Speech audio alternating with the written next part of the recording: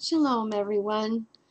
Um, Tonight I was reading and studying the Torah, and I came across something in Bereshit that I want to share with you because I thought it really inspired me, and um, so I want to share it.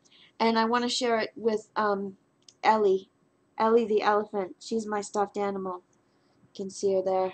There's her trunk. Here, there she is. She can, this is her yad. See, she can like move along the Torah with her yad. Yeah. So let me find the place that I want to. I miss all of you when I don't talk to you.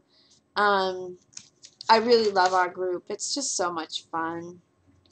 It really truly is. Here, let me put my glasses on so I can see. I need to get, I actually have 20 vision, but I think I'm a little bit farsighted. So I think I need a different pair of glasses, but these are good for reading. So this is let's see, it's Bereshit chapter 28 verse 10. This is the parsha called Va-Yetze.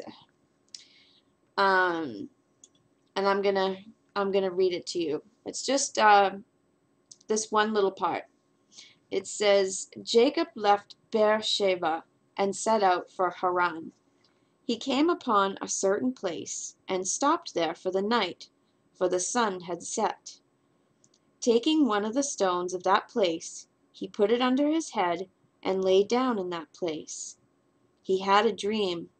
A stairway, or a ladder, was set on the ground, and its top reached to the sky, and angels of God were going up and down on it.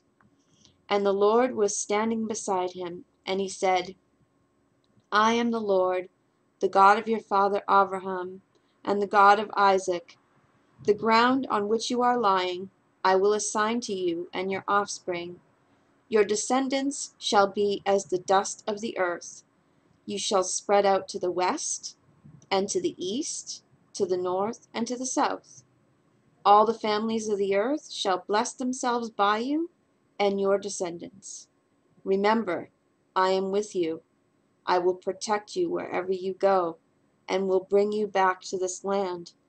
I will not leave you until I have done what I have promised you.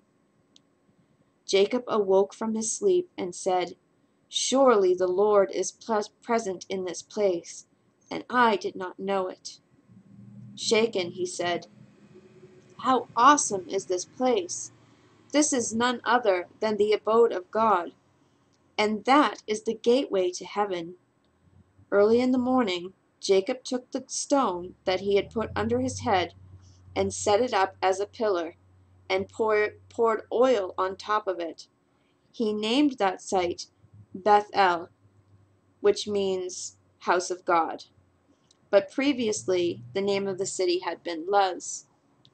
Jacob then made a vow, saying, If God remains with me, if he protects me on this journey that I am making, and gives me bread to eat and clothing to wear, and if I return safe to my father's house, the Lord shall be my God. And this stone, which I have set up as a pillar, shall be God's abode. And of all that you give me, I will set aside a tithe for you. So I read that today. I'm actually reading Bereshit again because I find that when we're studying Torah, like right now we're in Numbers, right? Bamidbar. A lot of what we read later on in the Torah can be traced back to earlier parts of the Torah, and I like to be up on that as well. What I really liked about this particular section of Va-Yetze is the part where I liked the imagery of the ladder and the angels going up and down on the ladder and how it reached the sky. And I liked the part where God says to Jacob, "Remember, I am with you. I will protect you wherever you go and will bring you back to this land. I will not leave you until I have done what I've promised you." And also, with my research on altars, this is another, what Jacob did with that stone is he was essentially making an altar, and he poured oil on it. He anointed the altar. So he was ritually purifying the altar with the oil. And the earliest altars that were made in the Torah were literally stones. That's all they were. Someone would pick up a stone or pick up a few stones and make a mound.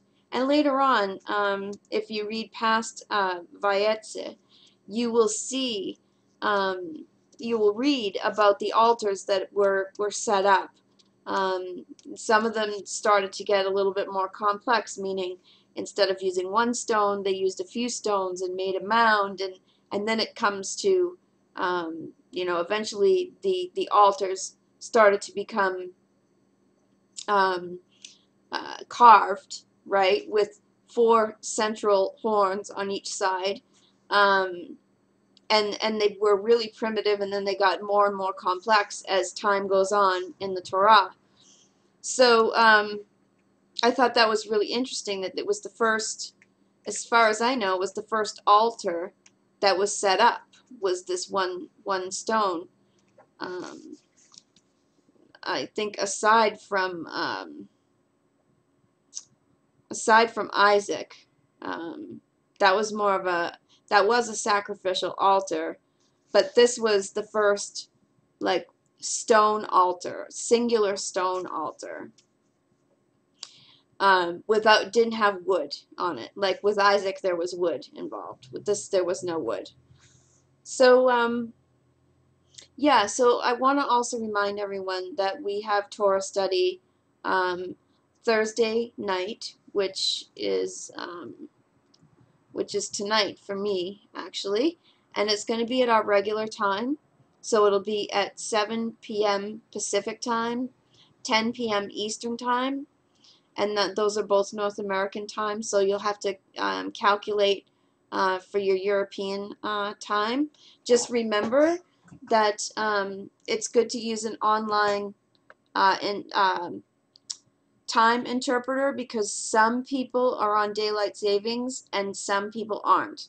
So I know all of North America is on daylight savings, but there are countries across the pond that aren't. So make sure that you look that up on a time converter, and maybe I'll put one in the low bar so you can look it up. But I would like to have King Oyster let us know what our schedule will be for the following Tuesday's study, so we can know whether it will be at the earlier time that we did it this week, or it'll be at our regular schedule time, which again is 7 p.m. Pacific, 10 p.m. Eastern. So it was really good seeing you all there, and I just wanted to share that with you. I found that Va-Yetse part in the portion just really inspiring, and yeah, Elle the elephant wanted to share it with you too. So I'll talk to you all later. Shalom.